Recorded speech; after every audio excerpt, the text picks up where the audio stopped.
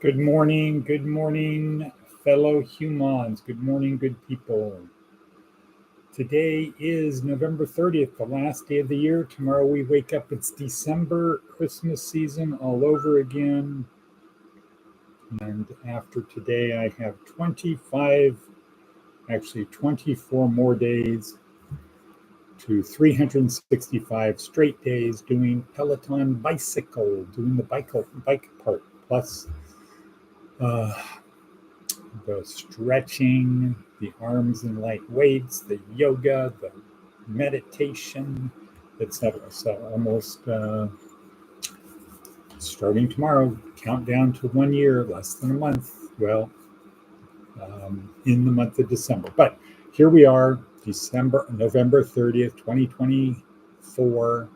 It is about 6 o'clock in the morning. Here we are, west of Sin City and east of Death Valley, Department of Career Services, where our goal is to help you on this journey through life.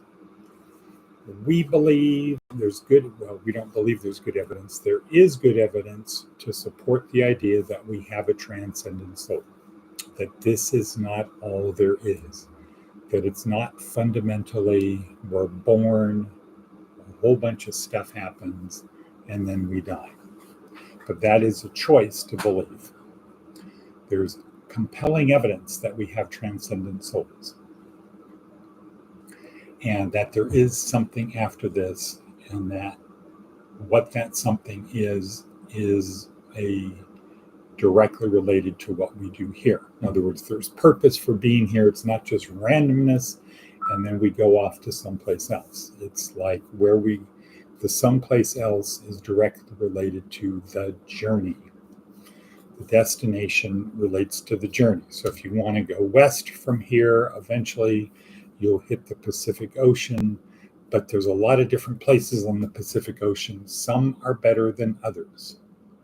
You don't want to be fundamentally a couple feet from the Pacific Ocean, but you happen to be 50 feet above it, and between you and the Pacific Ocean is a bunch of rocks and 50 feet. It'd kind of be better to be on a nice sandy beach, and you can easily walk out into the Pacific where the waves are not dangerous, etc. So that's our belief, that we have transcendent souls, and where we go, what happens next is a function of what happens now. It's directly related to what happens now. The belief could be wrong. However, if you act as if it's true and it's wrong, you have nothing to lose. If you act as if it's false and it happens to be true, you have a lot to lose. So the ultimate fundamental thing is, if you act as if it's true, and if you're wrong, it'll end up being how the Roman society was, where they have ancestor worship and they have statues. So if you were somebody who was worthy, we make a statue of you, and you actually don't really fade out of memory. Step 2. Step 1 was coconut oil, solid coconut oil. Step 2, hot water.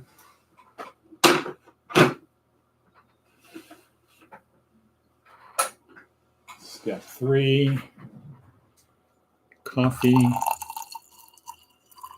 made in my little mocha.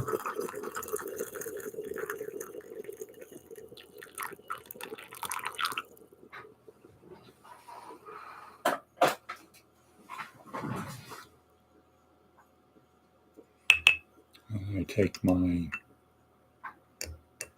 oil spoon type thing.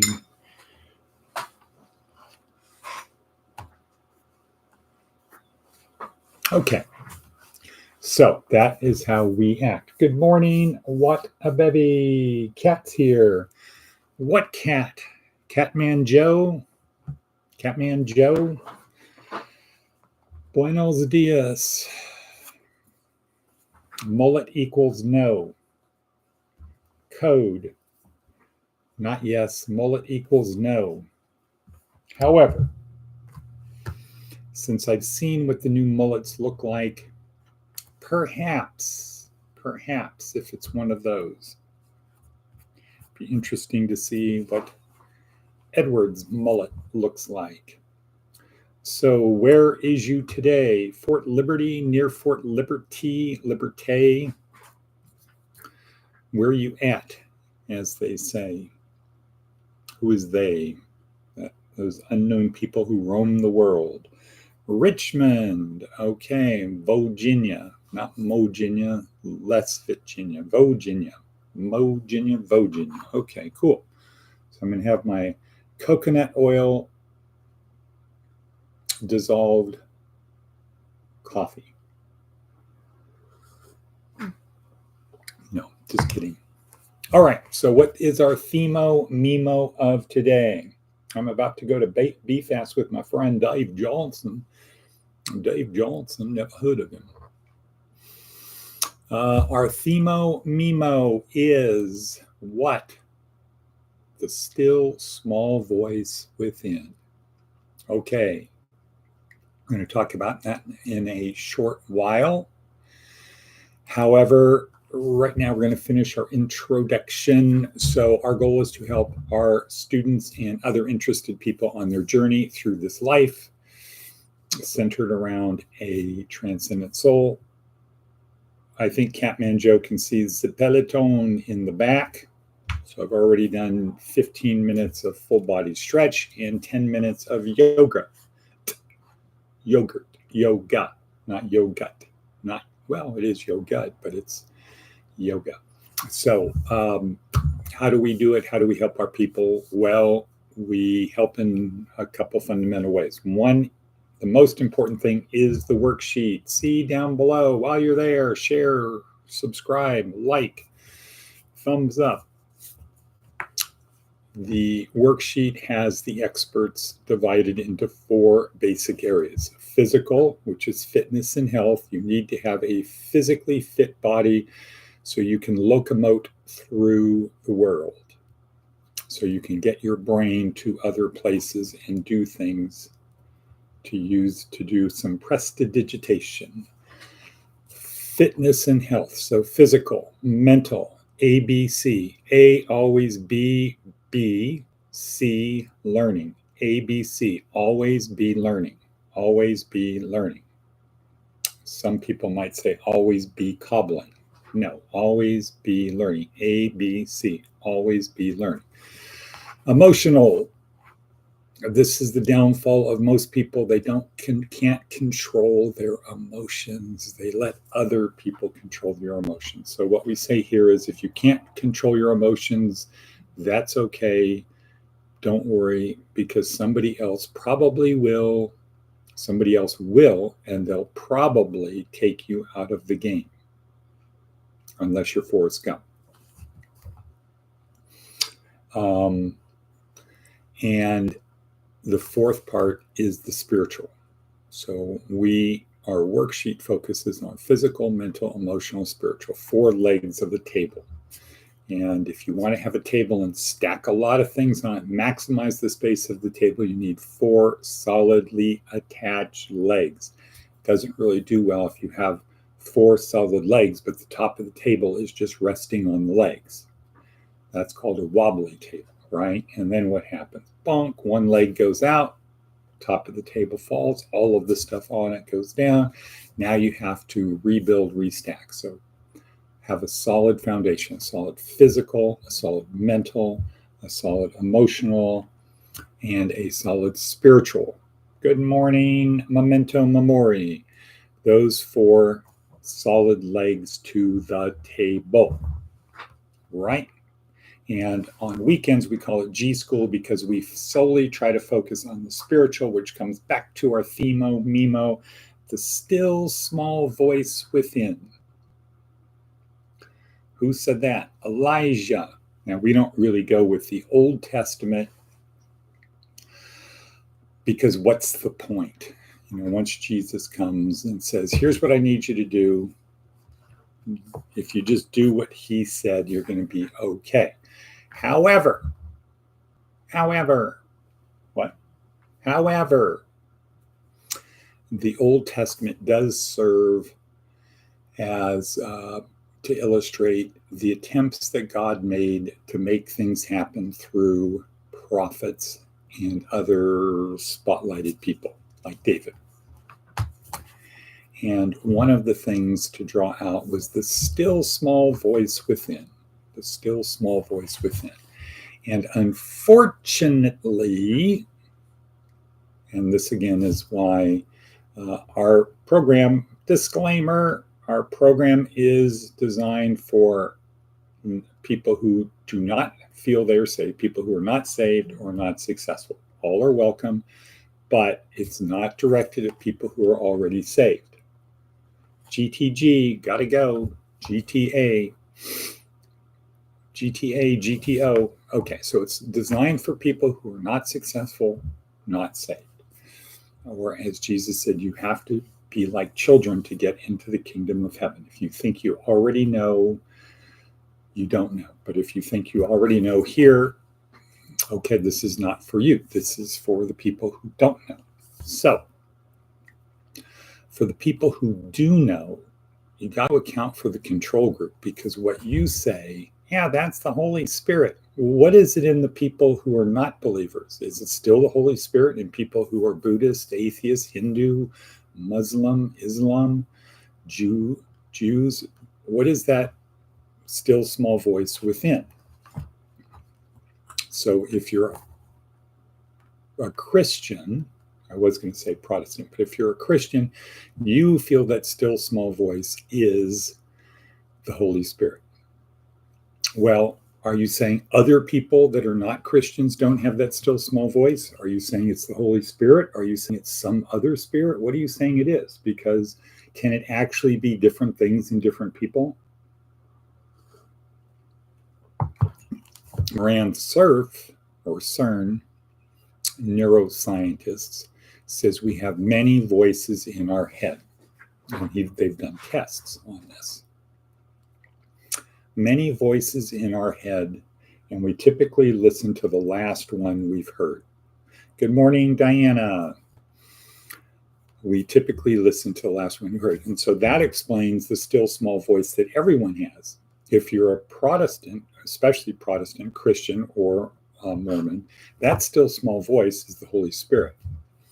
Now, if you're pre-Christian Greek, like Socrates era, that is your daemon. That is the little still small voice in your head that we would say is your conscience. So it seems to me that people who are Protestant Christians, that still small voice is the Holy Spirit, which, what is it in everyone else? Is it everyone else's conscience? Well, in the Greek system, yeah, it's your conscience. It is your conscience. And what are you supposed to do? You're supposed to examine your conscience. Let your conscience be your guide, but you get to question it. As Nancy Kane says, describing Lincoln, how does it look from here? How does it look from there? What are the consequences of my actions? So if the still small voice is a function of our brain, as Moran Cerf, neuroscientist, says, that our brains are designed that way, that we have many voices, different parts of our brain talk. Wouldn't be exactly like an orchestra, but you could think of it that way, that there's many voices that come together, and we're automatically doing this. What's her name? Doesn't matter. And then we can question it. So that now covers everybody.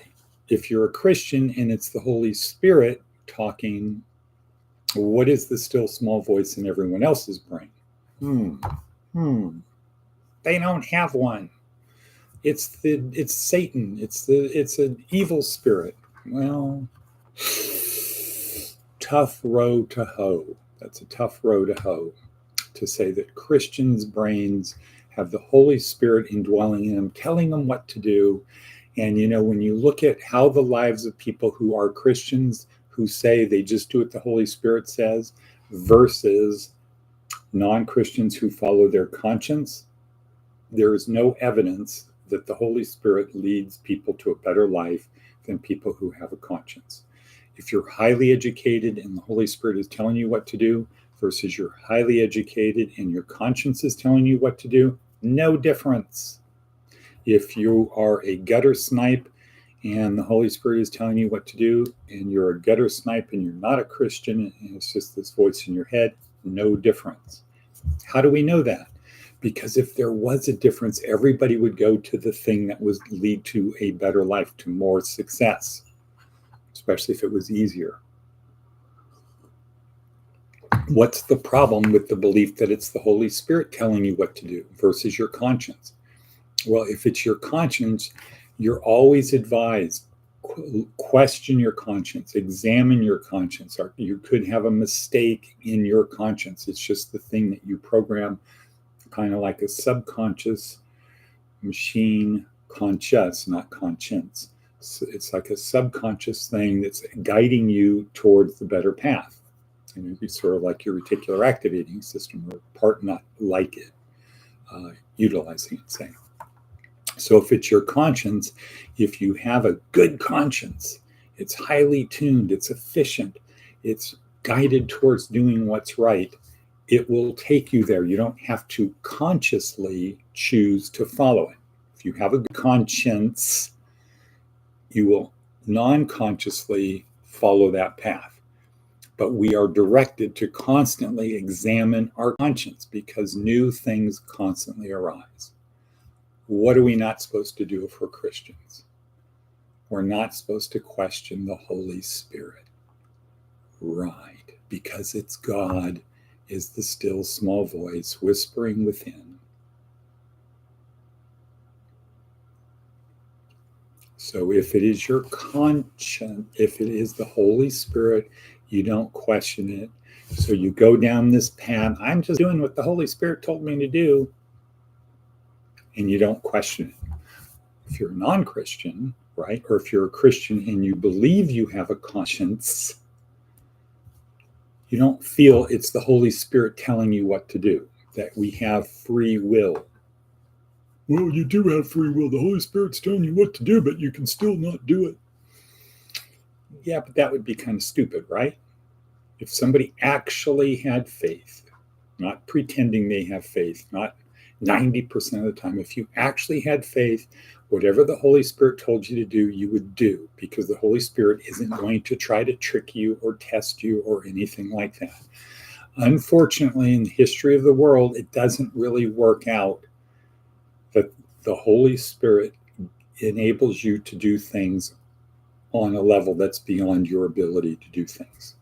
You know, we really don't have documented cases of people who have